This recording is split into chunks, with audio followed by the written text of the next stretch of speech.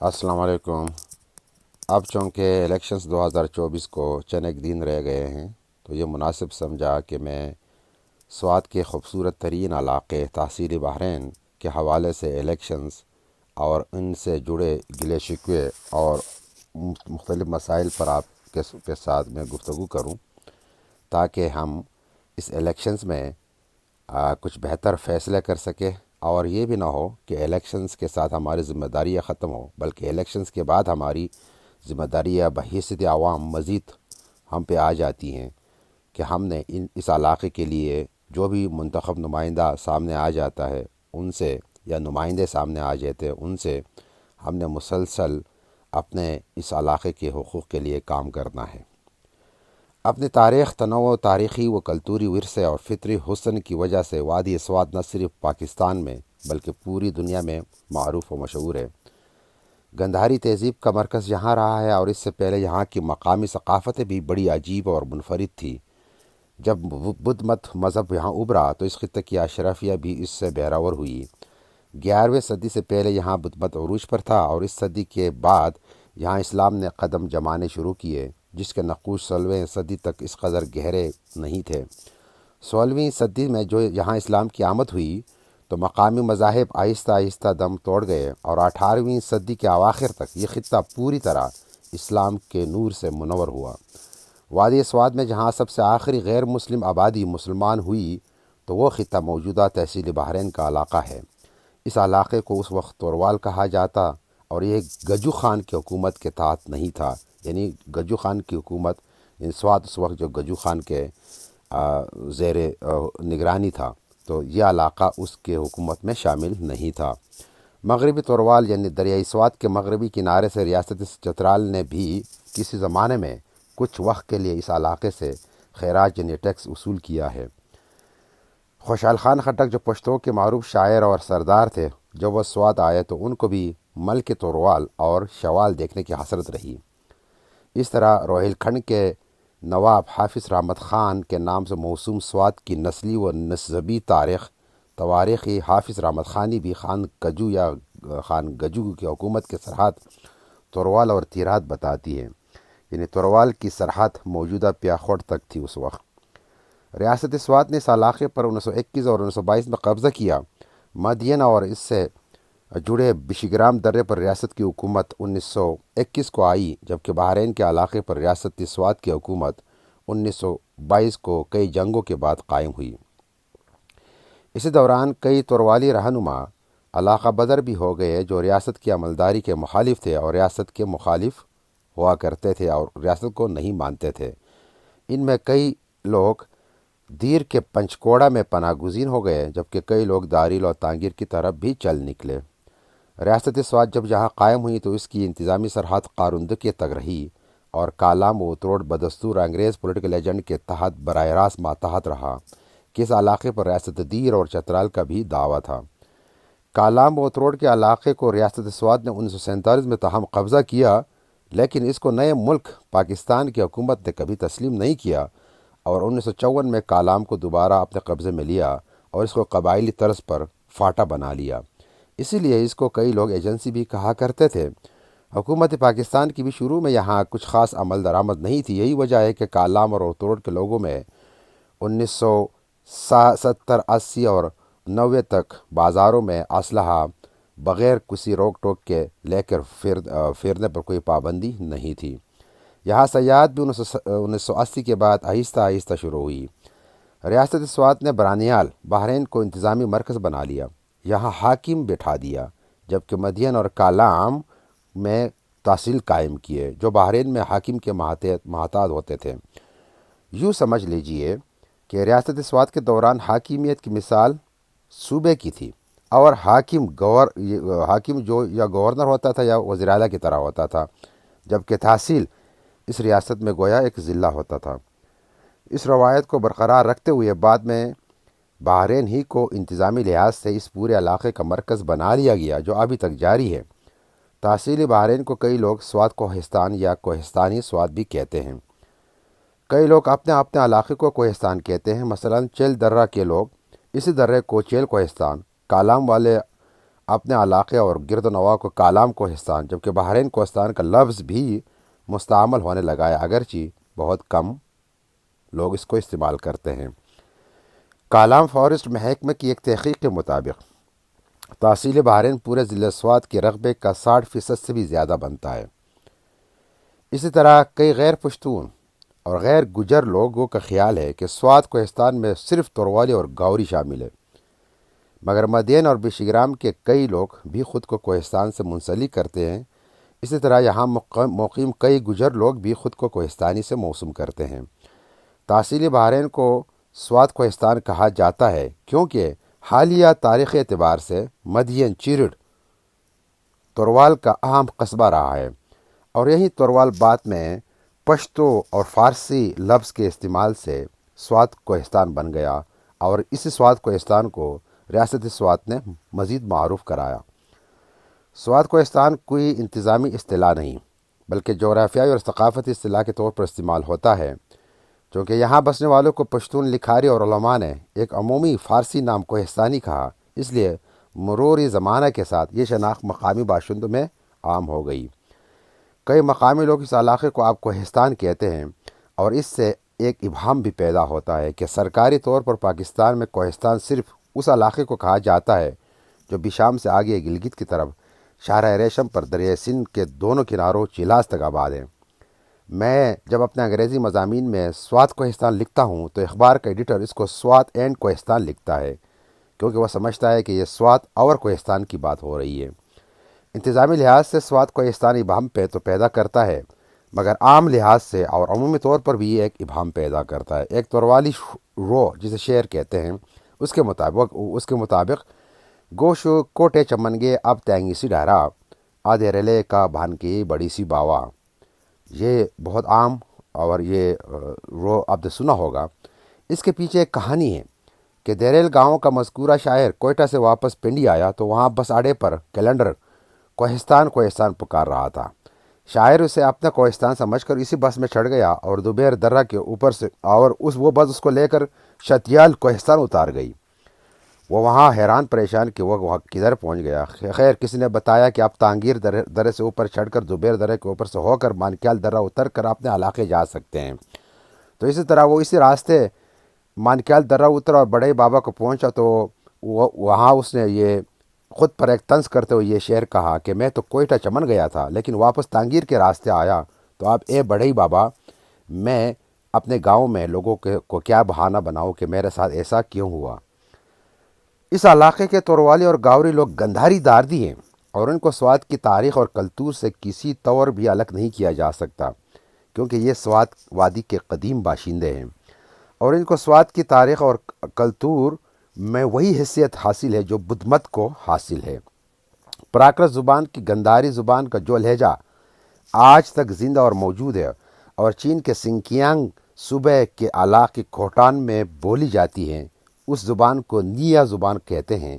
یہ زبان ساری داردو زبانوں سے قریب ہے، اور ماہرین اس کا رشتہ تروالی سے قریب ترین بتاتے ہیں۔ میں نے خود اس زبان کی لغت میں 1 گھنٹے میں 50 ایسے الفاظ پا لیے جو مجھے تروالی ہی لگے۔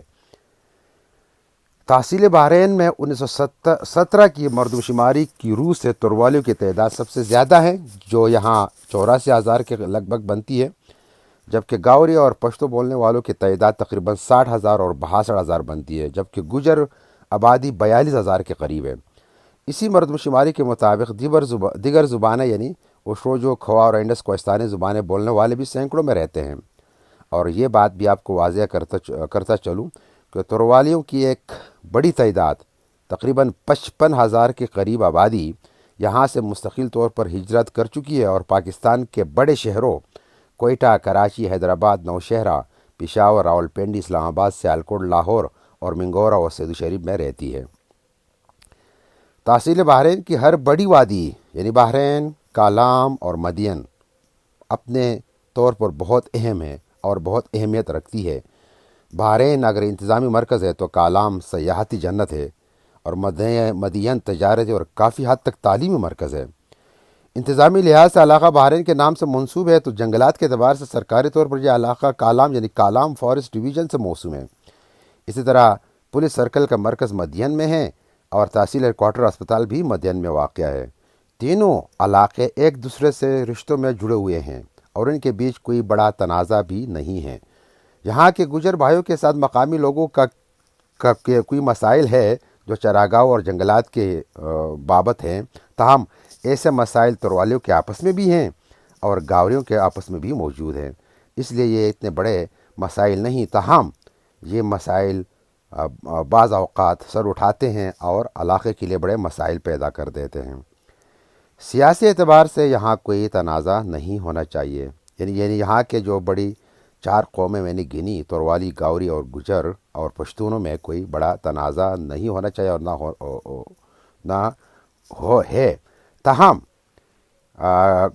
کوئی اشارے اور یعنی انڈیکیٹرز ایسے ہیں جن کو دیکھ کر کچھ گلے سابقہ نمائندگان جو اس علاقے میں چنے گئے ہیں ان سے گلے ضرور پیدا ہوتے ہیں۔ آئیے ان اشاروں یا انڈیکیٹرز کی طرف ایک نظر ڈالتے ہیں اور دیکھتے ہیں کہ آیا یہ گیلے اور شکوے کتنا وزن رکھتے ہیں۔ مثلا ہائی اسکول مدین ہائر سیکنڈری اسکول بن کر ماڈل ہائر سیکنڈری اسکول بن سکتا ہے، جبکہ مانکیال ہائر سیکنڈری اسکول گزشتہ 30 سالوں میں اس میں اسٹاف بھی مکمل نہیں ہوا۔ یہی صورتحال کالام ہائی اسکول کی ہے۔ بحرین ہائی اسکول مطالبات اور کوششوں کے باوجود ہائر سیکنڈری اسکول کبھی نہیں بن سکا۔ گورنمنٹ ڈگری کالجز جو بوائز کی ہوں یا گرلز کی، دونوں مدین میں بن گئے۔ مدین ہیڈ کوارٹر اسپتال جدید ہو گیا، تاہم کالام کا اسپتال اسٹاف کی کمی کا شکار رہا ہے اور بحرین صرف ایک BHU تک محدود ہو گیا ہے۔ مانکیال میں ہسپتال کی بڑی شدید ضرورت ہے، لیکن یہاں اب تک کوئی ہسپتال نہیں بن گیا۔ کیدام مدین ہائیڈرو پاور پروجیکٹ جس پر اب کام شروع ہونے والا ہے، اس کا نام سکڑ کر صرف مدین ہائیڈرو پاور پروجیکٹ رہ گیا، حالانکہ یہ منصوبہ کیدام ہائیڈرو پاور پروجیکٹ ہی کے نام سے خود ورلڈ بینک کی ویب سائٹ پر کئی سالوں تک موجود تھا۔ درال خوڈ ہائیڈرو پاور پروجیکٹ کا ڈیزائن تبدیل کرنے کا مطالبہ، یہاں کے لوگوں کا جو مطالبہ تھا وہ نہیں مانا گیا، نہ ہی اس میں مقامی یونین کونسل کو بھرتیوں میں ترجیح دی گئی، ماں سوائے کلاس 4 کے۔ اس سے منسلک ابھی تک جو کالج تھا وہ نہیں بن سکا۔ اس منصوبے کی رائلٹی کئی وعدوں کے باوجود متعلقہ یونینز کونسل میں نہیں لائی گئی، حالانکہ اس بابت کئی دعوے کیے گئے، کئی وعدے کیے گئے۔ بحرین کے علاقے میں کالج بنانے کے لیے زمینوں کا بہانہ بنایا گیا کہ یہاں زمینیں نہیں ہیں، تاہم دیکھا گیا کہ یہی کالجز کئی بڑے عرصے تک مدین میں بھی کرائے کے مکانوں میں قائم رہے۔ سوات یونیورسٹی کا کوئی کیمپس کالام میں نہیں بنایا گیا اور نہ ہی کالام میں کوئی فارسٹ کالج کا قیام عمل میں لایا گیا، کیونکہ یہاں جو فارسٹ ہے اور جو کالام کی اہمیت ہے، لازمی تھا کہ یہاں ایک کالج ایسا بنتا۔ فارسٹ ڈیولپمنٹ فنڈ جو جنگلات سے حاصل ہوتا ہے اور جنگلات سے حکومت اور عوام کے رائلٹی سے جو 10% جو باقی فنڈ رہتا ہے اس کو فارسٹ ڈیولپمنٹ فنڈ کہتے ہیں، وہ کبھی اس متعلقہ علاقوں میں نہیں لگایا گیا۔ سیاحت کے محکمے میں ہم دیکھتے ہیں کہ تربیت مقامی نوجوانوں کو چھوڑ کر غیر مقامی لوگوں کو دی گئی یہاں، حالانکہ پورے سوات میں سیاحت کے اعتبار سے 90 اور 80 بلکہ 90% کے قریب سیاحت اسی علاقے پر انحصار کرتی ہے۔ یہاں جو ٹراؤٹ فشریز ہے ان میں بھی تحصیل سے باہر کے لوگوں کو بھرتی کیا گیا، اسی طرح کالام فارسٹ ڈویژن میں بھی باہر سے لوگوں کو لایا گیا۔ یہاں کے کئی محکموں میں مقامی نوجوانوں کی نسبت غیر مقامی نوجوانوں کی بحیثیت ملازم ان کی تعداد زیادہ ہے۔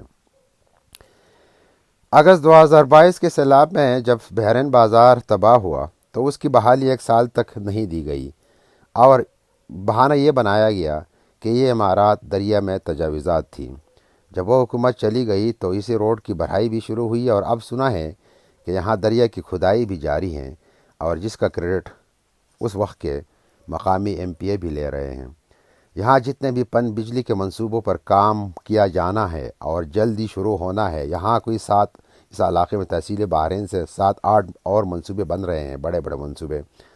لیکن آیا ان منصوبوں سے مقامی آبادیوں کو کیا فوائد ملیں گے، مقامی آبادیوں کے لیے کیا ان منصوبوں میں موجود ہیں، اس پر کبھی کسی نے بات نہیں کی، اور نہ اس پر کسی نے کوئی اسمبلی میں کوئی احتجاج کیا۔